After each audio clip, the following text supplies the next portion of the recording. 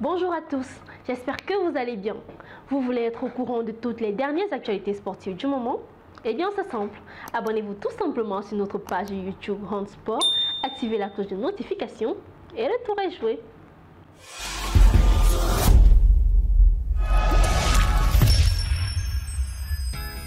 Ça chauffe entre Liverpool et l'Égypte au sujet de Mohamed Salah. Le club anglais veut garder son meilleur joueur pour la prochaine trêve internationale pendant que son pays veut l'avoir à disposition durant la même période. Les deux se disputent Salah dans un bras de fer où chacun naturellement veut affirmer son autorité.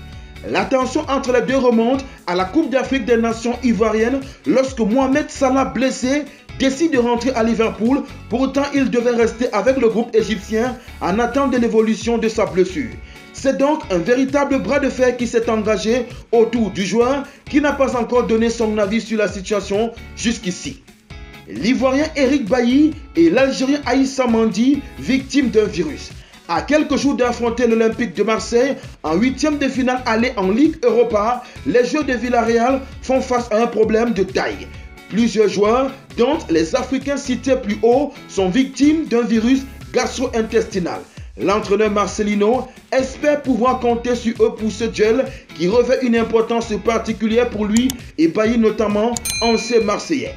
Le Camerounais Francis Ngannou a hâte de commencer son combat contre Joshua. Ce vendredi 8 mars, le Prédateur va disputer le deuxième combat de boxe de sa carrière.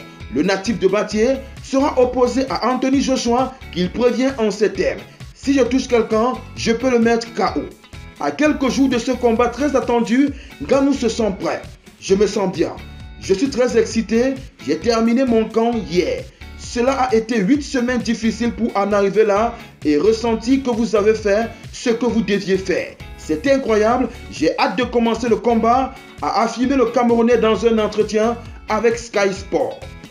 Ramzi Boukiam décroche l'argent au mondial de surf. Le génie marocain rentre dans l'histoire en décrochant la seconde place au championnat du monde le dimanche 3 mars 2024 à Porto Rico. Il a fini derrière le Brésilien Gabriel Medina. Pour rappel, le surfeur de 30 ans est aussi qualifié pour les Jeux Olympiques de Paris 2024, une vraie chance de médaille pour son pays. Vous venez de regarder Hand Sport sur notre page YouTube. Vous en voulez plus? Eh bien abonnez-vous.